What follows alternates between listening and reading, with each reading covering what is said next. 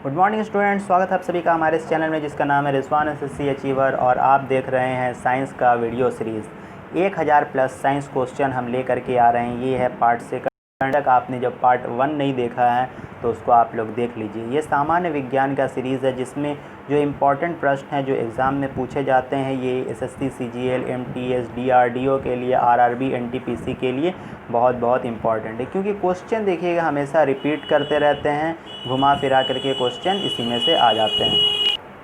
Repeated question भी आते रहते हैं। अभी तक आप हमारे चैनल को सब्सक्राइब नहीं किए तो सब्सक्राइब कर लीजिए। वीडियो को लाइक और शेयर ज़रूर किया कीजिए, अपने फ्रेंड्स के साथ शेयर ज़रूर किया कीजिए। वीडियो बनाने में मेहनत लगता है।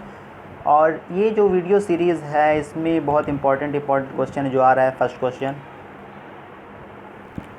ये हमारा फर्स्ट क्वेश्चन क्या है?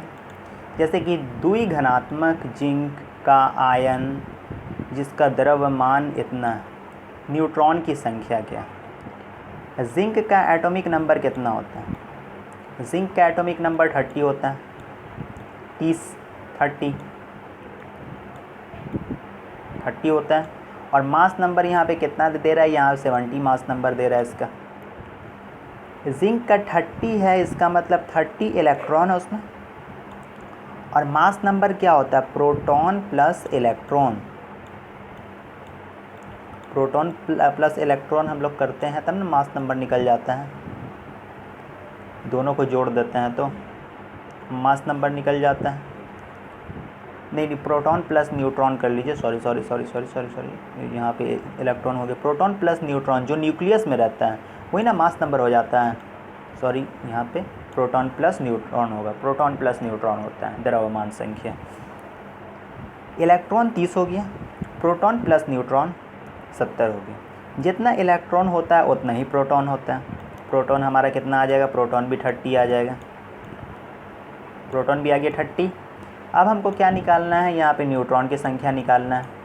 न्यूट्रॉन की संख्या क्या करता है? प्रोटॉन जब 30 आ गया तो न्यूट्रॉन यहाँ पे 30 लिख दिए, यहाँ 70 है, 70 माइनस कर दिए, यानी 40 आ गया। इसका आंसर 40 इसका करेक्ट आंसर हुआ।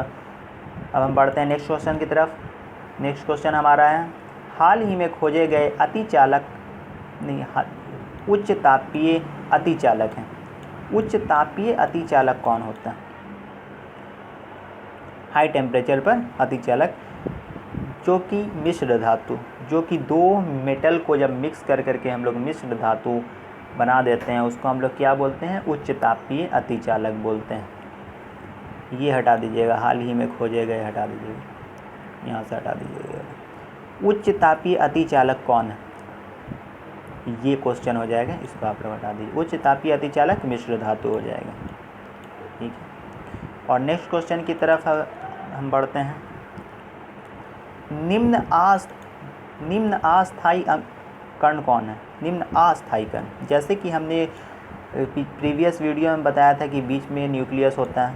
बीच में हो गया न्यूक्लियस में क्या हो गया? प्रोटॉन प्लस न्यूट्रॉन हो गया। और बाहर में रिवॉल्व कौन करते रहता है? इलेक्ट्रॉन रिवॉल्व करते रहता है। यानी प्रोटॉन न्यूट्रॉन का तो अस्थायी जगह है, इलेक्ट्रॉन का ना अस्थायी, इधर उधर घूमते रहता है। यानी अस्थायी कौन हो जाएगा? इलेक्ट्रॉन हो जाएगा। इसमें इलेक्ट्रॉन क्या हो गया? अस्थायी हो गया। और नेक्स्ट क्वेश्चन की तरफ हम बढ़ते हैं। अब नेक्स्ट क्वेश्चन है हमारा, ध्वनि के स्रोत व प्रवर्ती सतह के बीच न्यूनतम कितनी दूरी होनी चाहिए जिससे किसी प्रतिध्वनि स्पष्ट रूप से सुनाई दे सके? यहाँ पे जिससे किसी कर दीजिएगा, जिससे किसी की प्रतिध्वनि यानी इको, इंग्लिश में इसको इको बोल देते हैं इसको इको, स्पष्ट रूप से सुनाई दे। दोनों के बीच डिस्टेंस कितना रहना चाहिए? स्रोत और प्रवर्ती सतह के बीच ये हम लोग जानते हैं 17 मीटर रहना चाहिए। ये आप लोग को नहीं याद होगा तो याद कर लीजिएगा, 17 मीटर। जनरली एनसीईआरटी में देखिएगा तो 16.6 मीटर दिया रहता है। 16.6 मीटर, ठीक है ना? 16.6 मीटर दिया रहता है, कहीं कहीं 17 मीटर दिया रहता है। जैसे लूसेंट में देखिएगा तो 17 मीटर है, न्यू वाला लूसेंट में 17 मीटर है। 16.6 मीटर दिया रहता है। 16.6 मीटर को अप्रॉक्सीमेटली हम लोग क्या मान लेते हैं? 17 मीटर मान लेते हैं। ये 17 मीटर, अगर ऑप्शन में 16.6 दे दे तो आप 16.6 ऑप्शन ही मारिएगा। ये वाला 17 मीटर होता है। चलिए अब बढ़ते हैं नेक्स्ट क्वेश्चन की तरफ। हमारा नेक्स्ट क्वेश्चन है प्रेशर कुकर में खाना जल्दी पक जाता है। प्रेशर कुकर में खाना जल्दी पक जाता है। ये रहा हमारा प्रेशर कुकर। प्रेशर कुकर में खाना जल्दी पक जाता है। क्यों खाना जल्दी पकता है? क्योंकि अंदर में प्रेशर रहता है। ठीक है, प्रेशर कुकर में जब हम हीट किए तो इसमें क्या हुआ, प्रेशर इंक्रीज़ किया। प्रेशर क्यों इंक्रीज़ किया? जब हम हीट किए उसको, जब हम हीट किए तब ना प्रेशर इंक्रीज़ किया। प्रेशर इंक्रीज़ हुआ मतलब हीट किया, तो इसका क्या हुआ, प्रेशर इंक्रीज़ हुआ तो बॉइलिंग पॉइंट बढ़ गया। इसका बॉइलिंग पॉइंट बढ़ गया। सारी ऊष्मा अंदर ही रहती, ये तो नहीं हो सकता है। अंतर वस्तुएं का ताप बढ़ा दिया जाता है, ये भी नहीं हो सकता। भाग के व्याप्त होने के लिए एक होता है यहाँ पे इक्वेशन, इससे भी इसका आंसर आ जाता है। PV = nRT।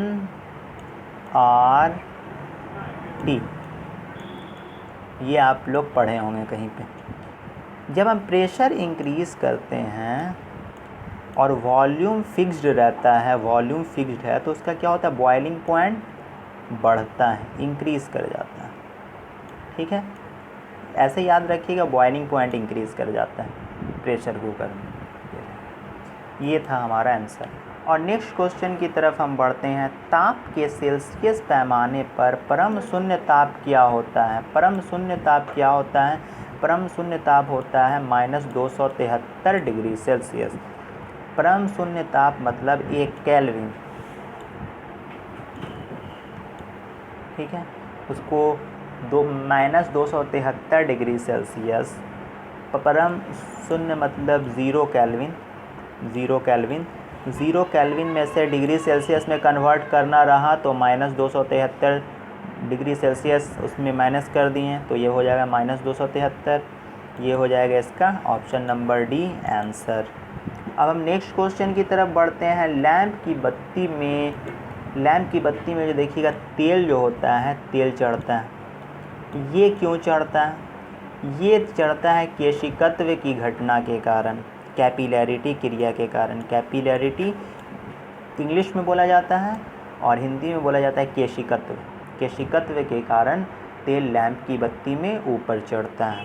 ये हो गया ऑप्शन नंबर डी हमारा आंसर। आई होप कि सभी को समझ आ रहा होगा। नहीं समझ आ रहा होगा तो कमेंट्स में ज़रूर पूछ लीजिएगा। जो भी क्वेश्चन में कोई दिक्कत होगा कमेंट्स में आप लोग पूछ सकते हैं। हाइड्रोलिक प्रेस में किसका उपयोग होता है? हाइड्रोलिक प्रेस समझ रहे हैं, पास्कल का उपयोग होता है, क्योंकि पास्कल ही संबंधित है प्रेशर से। प्रेशर का भी ऐसा यूनिट पास्कल होता है। पास्कल किससे संबंधित? हाइड्रोलिक प्रेस से संबंधित है। ठीक है, ये less area more pressure, more area less pressure पर ही ये होता है। चलिए हम नेक्स्ट क्वेश्चन की तरफ बढ़ते हैं। सूर्योदय और सूर्यास्त के समय सूर्य रक्ताम नारंगी रंग का प्रतीक होता है। नारंगी रंग का क्यों प्रतीक होता है? क्योंकि नारंगी जो प्रकाश होता है वो स्कैटरिंग होता है। सूर्य केवल नारंगी प्रकाश का उत्सर्जन करता है, ये गलत हो गया। उत्सर्जन थोड़ी करेगा वो। वायुमंडल सभी रंग को अवशोषित कर लिए जाते हैं, अवशोषित कर लेता, ये हो सकता है।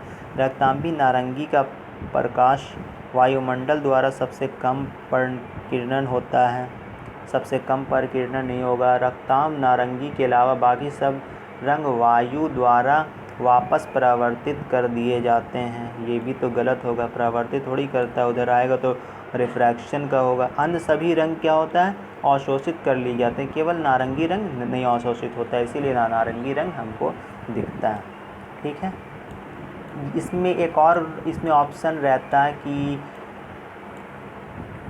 जैसे विवर्तन मतलब स्कैटरिंग हो रहा है, जैसे कि ऑप्शन में रहता है स्कैटरिंग ऑफ ऑरेंज लाइट हो रहा है, या फिर नारंगी लाइट का विवर्तन हो रहा है। ठीक है, स्कैटरिंग हो रहा है, तो उसमें हमारा क्या आंसर हो जाता? उसमें हमारा ये वाला आंसर हो जाता। चलिए अब हम बढ़ते हैं नेक्स्ट क्वेश्चन की तरफ। हमारा नेक्स्ट क्वेश्चन है घरों में लगे पंखे बल्ब आदि किस में लगे होते हैं? घरों में लगे पंखे बल्ब आदि जो घर में पंखे और बल्ब होते हैं वो लोग हमेशा याद रखिएगा समानांतर क्रम में होते हैं। समानांतर यानी पैरेलल में लगे होते हैं। सीरीज़ में नहीं लगाया जाता है, क्योंकि सीरीज़ में अगर लगेगा तो एक बल्ब ख़राब हुआ तो सब बल्ब बुझ जाएगा और एक स्विच से सभी बल्ब जलेंगे, इसीलिए पैरेलल में घर में लगा हुआ होता है। और नेक्स्ट क्वेश्चन है हमारा, दूरबीन से क्या, इजी क्वेश्चन है, ये भी क्वेश्चन बार बार पूछ दिया जाता है। दूरबीन से क्या दूर की वस्तु देखी जाती है, नज़दीक की वस्तु देखी जाती है, पानी की गहराई मापी जाती है, इनमें से कोई नहीं। दूर की वस्तु देखी जाती है, दूरबीन हो गया, इसका मतलब हम लोग क्या हो गया, दूर की वस्तुएं देखी जाती है, इससे दूर की वस्तु देखी जाती है दूरबीन से। नज़दीक की वस्तु को बड़ा करके किससे देखा जाता है, माइक्रोस्कोप से यानी सूक्ष्मदर्शी से। पानी की गहराई किससे मापा जाता है, ये सोनार से। चलिए अब नेक्स्ट क्वेश्चन की तरफ हम बढ़ते हैं। नेक्स्ट क्वेश्चन है हमारा, जब प्रकाश किरण एक माध्यम से दूसरी माध्यम में जाती है तो उसका क्या रहेगा, एक माध्यम से, जैसे ऊपर में समझ लीजिए रेयरर मीडियम है यानी विरल माध्यम है, नीचे में समझिए डेंसर यानी सघन मीडियम है, ऊपर से लाइट आ रहा है थोड़ा सा नॉर्मल की तरफ क्या होगा, बेंड करने लगेगा, नॉर्मल की तरफ क्या होगा, बेंड कर जाएगा। इसमें क्या होगा, तरंगदैर्घ्य, तरंगदैर्घ्य सामान बनी रहेगी, गलत बात है, तरंगदैर्घ्य चेंज हो जाता है, थोड़ा सा छोटा हो जाता है। आवृत्ति समान बनी रहेगी, फ्रीक्वेंसी, हाँ फ्रीक्वेंसी तो सेम रहेगा, आवृत्ति बढ़ेगा नहीं। तरंगदैर्घ्य क्या होता है, घट जाता है, तरंगदैर्घ्य घट जाता है। आवृत्ति समान बनी रहेगी, ये आपका ऑप्शन, आवृत्ति यानी फ्रीक्वेंसी, फ्रीक्वेंसी इक्वल बनी रहेगी, क्योंकि स्पीड कम हो जाता है इसीलिए तरंगदैर्घ्य घट जाता है। v is equal to lambda nu होता है ना, v is equal to lambda nu होता है, तो यहाँ तो फ्रीक्वेंसी तो सेम है उसका, और ये घटता है, वेलोसिटी घटता है, इसीलिए क्या होता है, लैम्डा भी घट जाता है। ये दोनों डायरेक्टली प्रोपोर्शनल है, v directly proportional to lambda यानी वेवलेंथ हो गया। अब हम नेक्स्ट क्वेश्चन की तरफ बढ़ते हैं। हमारा नेक्स्ट क्वेश्चन है, व्हीटस्टोन ब्रिज से क्या मापा जाता है। व्हीटस्टोन ब्रिज से हम लोग मापते हैं विभवांतर, विभवांतर नापते हैं, व्हीटस्टोन ब्रिज से हम लोग विभवांतर नाप लेते हैं। ठीक है, आई होप कि सभी को समझ आया होगा। व्हीटस्टोन ब्रिज से हम लोग क्या करते हैं, विभवांतर को माप लेते हैं।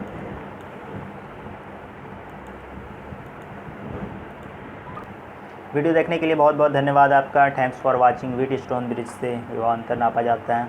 चलिए, थैंक्स फॉर वाचिंग। चैनल को आपने सब्सक्राइब नहीं किया तो सब्सक्राइब कीजिए, वीडियो को लाइक और शेयर विथ योर फ्रेंड ज़रूर किया कीजिए। चलिए आज के लिए इतना ही, गुड बाय।